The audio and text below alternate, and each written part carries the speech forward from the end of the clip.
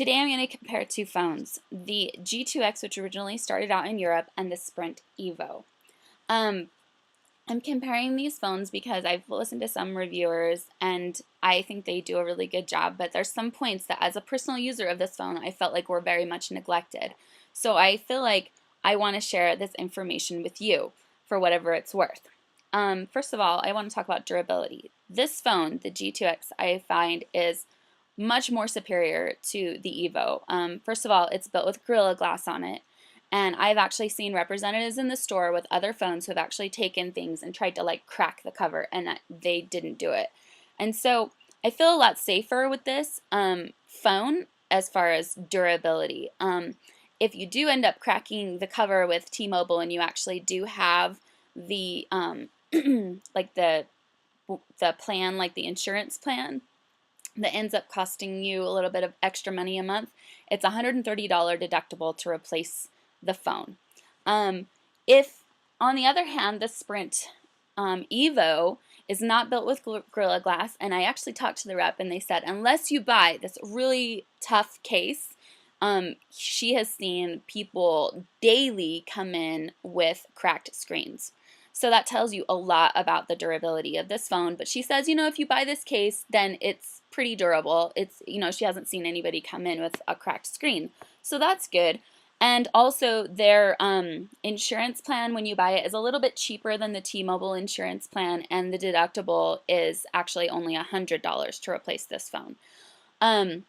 But still, it does make the phone, by using this case, I feel like this phone is pretty wide, and the case makes it even wider.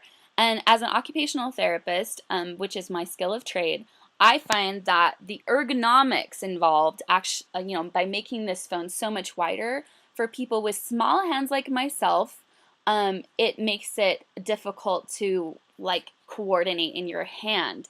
And also it makes it, because it's so much wider, harder to text and type, and you can turn it vertically and use both hands, but when you're doing one-handed texting or something like that, because the phone is so much wider with the protective case, it makes it harder to use. Now, if you have big hands, I guess that really doesn't matter, but for me that matters. That's one of the reasons I do prefer the ergonomics of this more narrow phone, of the LG2 Optimus phone, because it's smaller, and even with their protective case, I find that it's still easier to navigate the keyboard and other items on the desktop. Now they are coming out, I think, with a newer phone of the Sprint EVO. I think they've got a 3D coming out, but this is just the regular one. And this is the G2X. One of the things I really like about the G2X is it's a very high definition video camera, whereas this is like 720. I guess some people might consider that high definition, but I really don't. So it's just, you get a better image on this one. The other thing is this offers like digital zoom, and it has a lot more customizable features, whereas this doesn't offer any digital zoom, and if it's there, I couldn't find it, and it's not very user-friendly to find. They both have a very significant shutter delay, so you can't take really fast shots as far as I know. You might be able to customize that on that, but I haven't seen it yet. The other thing, though, that I really don't like about this phone is, with the LG 2X, you cannot like share to Facebook very easily. I haven't actually even found a feature where you can upload your video to Facebook. I've tried to upload still images and haven't been successful. And you can't do, there's no option when you're in like high definition still images to upload your images from your phone to Facebook. I don't know why that is. With this one, you have just that option to share to Facebook, and it goes right there, and you're great. So that's the difference. I mean, you're going to have to either share, maybe there's an app you can fix that with, or an update coming with that option, but it's just not as good as the sharing on this phone. This phone's much better with the sharing. Just be prepared that the LG or G2X speakers are awful. They are really not good. They're tinny, they give a lot of feedback, and you can't hear it. It doesn't go very loud. I didn't like them at all. And I would be listening to like a YouTube video or something, and I'm just like cupping the speakers so that I can hear it, and I'm just thinking to myself, I shouldn't have to do that. So if you're thinking that you're gonna get like, really good audio without using a pair of headsets or some kind of external like speaker, just don't think that way, because it's not gonna happen. It's just, you'll be very, very disappointed. I will say one thing though, that the microphone on this phone, somehow I think it's fairly decent. Was shooting like a high definition video in some wind the other day, and I could hear the wind, but I could still hear the people, and they were pretty far away. So I felt like, even though it was still picking up on that wind, that was a pretty good microphone, I would say.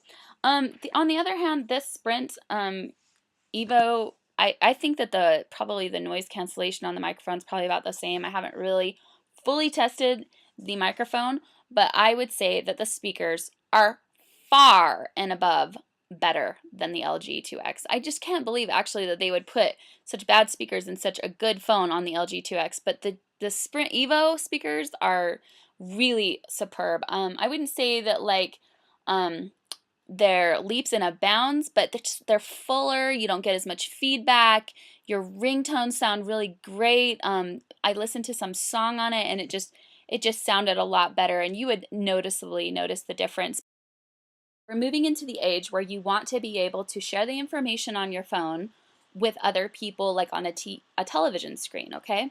So one thing that this phone does that I have not seen any other phone on the market be able to do is that it can share the screen. So for example, it will mirror anything. So this image right here that you see, if I like unlock this really quick, this image that you see on your screen will appear on your TV, right?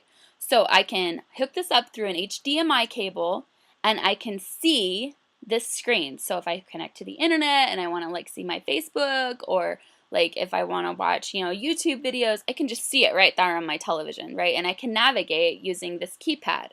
The other thing is that this phone actually is DLNA, so you can use All Share with this phone.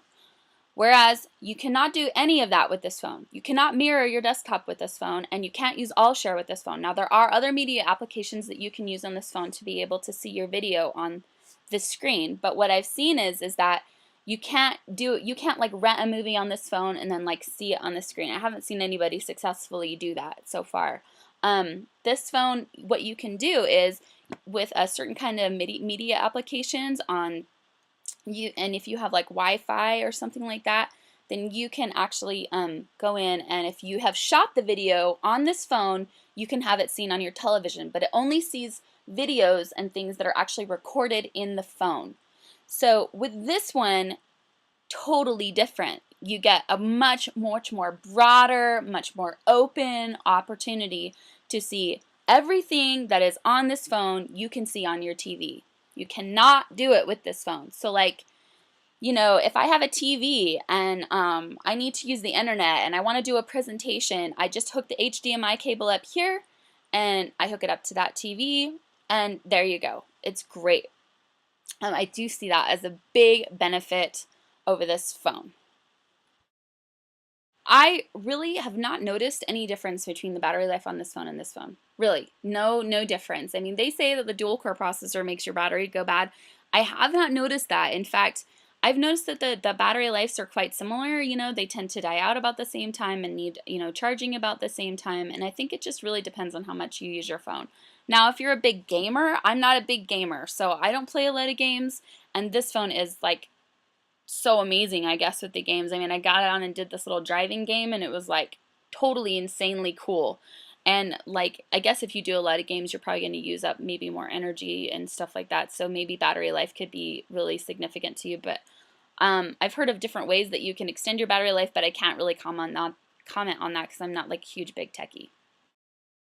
There is a notification light on this phone, whereas, so like let's say I'm at church, right? It's not really a good place to, have the vibrator on the phone going off or any kind of audio. I can see a notification light though that says that I've gotten an email, a text message, a missed phone call. I can just look at that notification light and see that somebody has called me, right?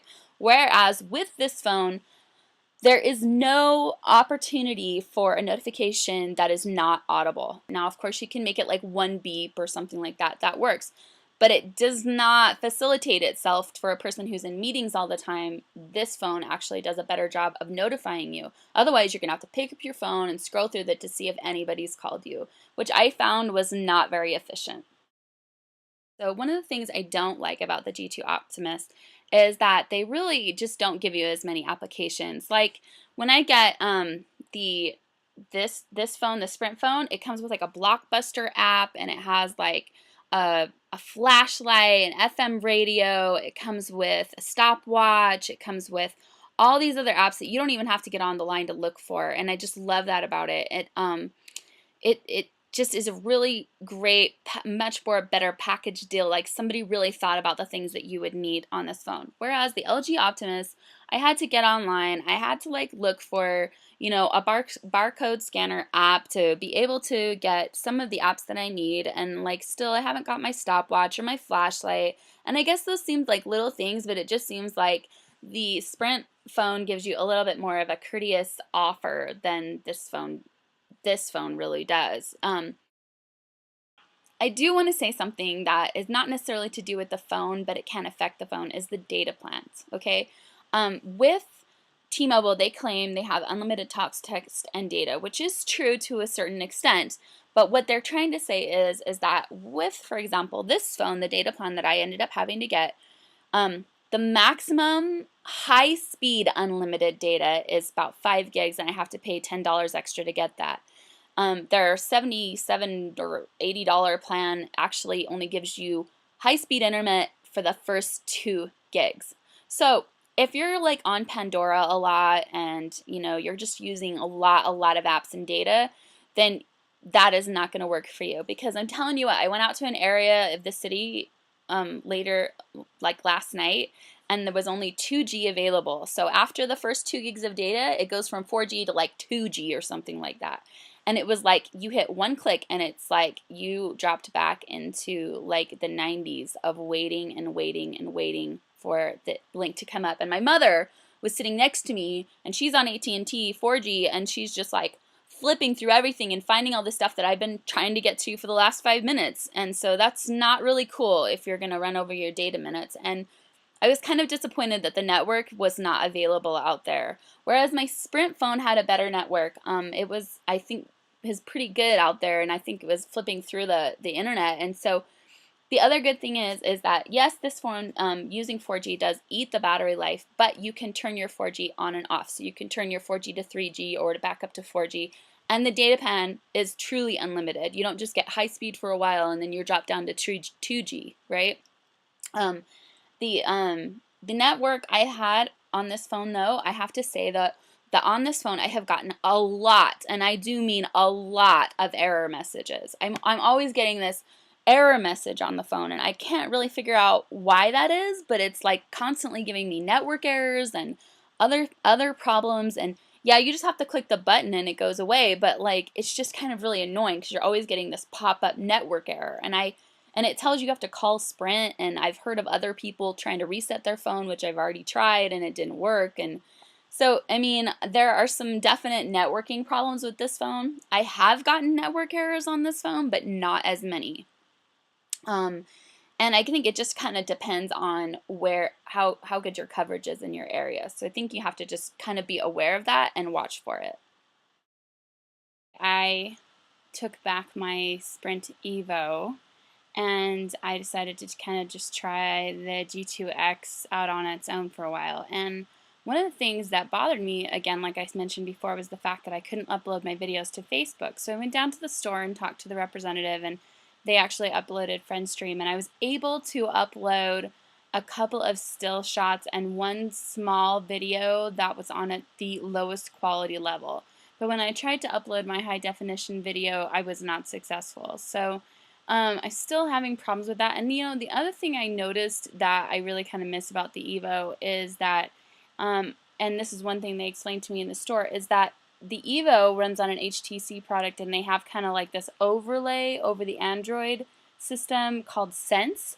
And what it does is it coordinates everything with Facebook really, really well. So, and that makes sense because when I was using the EVO, all of my friends who are on the list, if their mobile number was listed on Facebook, it came up as a menu item on my phone, you know, and it just really, really coordinated with Facebook really well. So I'm really having a hard time deciding which phone I'm going to get, but I just thought I would share this information so that you could make a more educated decision, and I hope it was helpful.